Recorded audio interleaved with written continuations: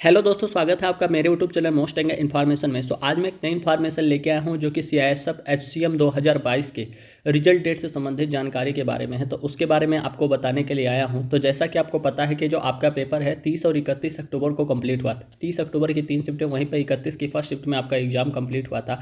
और exam complete होने के बाद अभी तक जो आपका रिजल्ट है वो नहीं आया है। तो उसके बारे में हम बात करने के लिए आए हैं। तो चलिए वीडियो को स्टार्ट करते हैं और आपको बताते हैं। तो जैसा कि मैंने बोला कि आपका जो पेपर है 30 अक्टूबर और 31 अक्टूबर को, 30 अक्टूबर और 31 अक्टूबर को, 30 अक्टूबर की 3 शिफ्टें थी, वहीं पे 31 अक्टूबर की एक शिफ्ट थी जो कि पहली शिफ्ट थी, उसमें कंप्लीट हुआ था।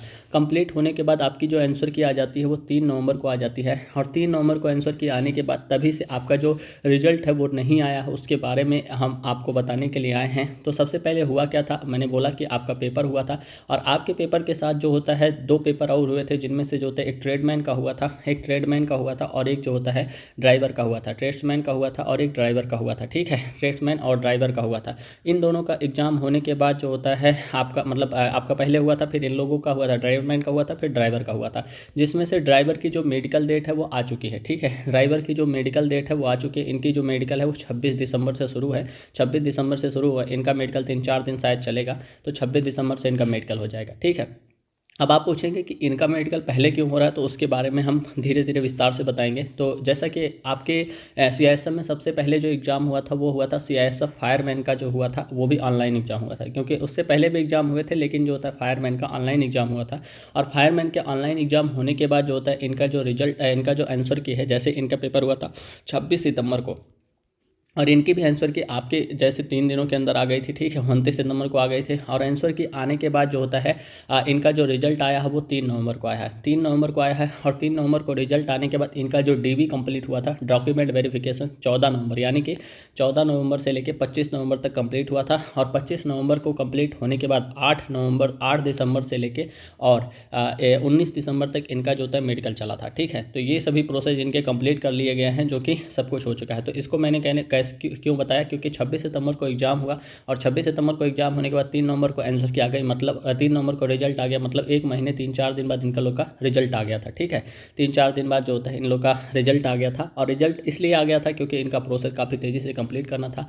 अब आप पूछेंगे कि ड्राइवर का मेडिकल डेट पहले आ चुका है, आप लोगों का क्यों नहीं आया। ठीक है, तो आप लोगों को पता होगा कि अभी आप लोगों की वैकेंसी में जो होता है टाइपिंग बचा हुआ है।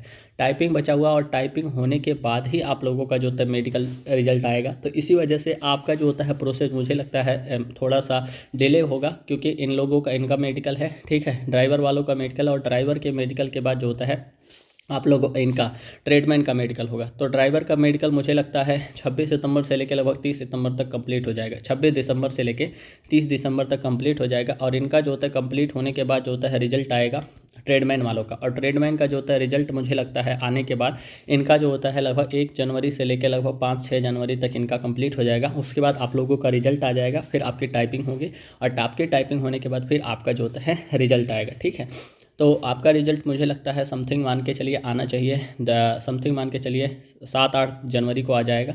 और 7-8 जनवरी से पहले भी आ सकता है और बाद में भी आ सकता है। और आपकी जो टाइपिंग है वो लगभग 15 जनवरी के आसपास स्टार्ट हो जाएगी। मतलब आपका जो प्रोसेस है पूरा जनवरी मंथ में लग जाएगा मेडिकल तक होने तक। ठीक है, तो आपकी फरवरी में ज्वाइनिंग भी है, सुने थे हम लोग। तो इसी वजह से मैंने बोला कि आपका जो रिजल्ट है वो जनवरी में आएगा। जनवरी में आप लोग तैयार रहिए, तब तक आप लोग अपनी टाइपिंग तेज़ कर दीजिए। और टाइपिंग तेज़ करने के बाद, और कट ऑफ की बात करें, कट ऑफ जो होता है आपकी कट ऑफ क्या जा सकती है, क्योंकि आप लोग तैयारी कैसे करेंगे। तो आपकी जो कट ऑफ है 2019 वाली जो है, 2019 में जो कट ऑफ गई थी 2019 वाली वैकेंसी में, वही कट ऑफ आपकी रह सकती है। उससे 1-2 नंबर आगे पीछे रह सकती है। तो अगर जिनके उतने के आसपास नंबर बन रहे हैं वो कैंडिडेट अपनी टाइपिंग अच्छे से करते रहें, क्योंकि जब रिजल्ट आ जाएगा तो फिर उसके बाद टाइपिंग करने में सबसे ज़्यादा कैंडिडेट फेल होते हैं। क्योंकि आप देखे होंगे तो सीआरपीएफ की टाइपिंग चल रही होगी, और सीआरपीएफ की टाइपिंग में काफ़ी सारे कैंडिडेट जो हैं वो फेल हो रहे हैं। तो इसी वजह से मैंने बोला कि आपकी जो टाइपिंग है वो आप लोग टाइपिंग करते रहिए और अच्छे से जो होता है इसको करिए। ठीक है, तो आपका रिजल्ट भी 7-8 जनवरी तक आ जाएगा। तो आप लोग तैयार रहिए। और ये एक ओवरऑल वीडियो थी जो कि मुझे लगा कि आपको देनी चाहिए। सो आई होप कि वीडियो आपको अच्छी लगी होगी। अगर वीडियो अच्छी लगे तो वीडियो लाइक करना, शेयर करना, सब्सक्राइब करना। मिलते हैं नेक्स्ट वीडियो में। धन्यवाद, नमस्कार, जय हिंद।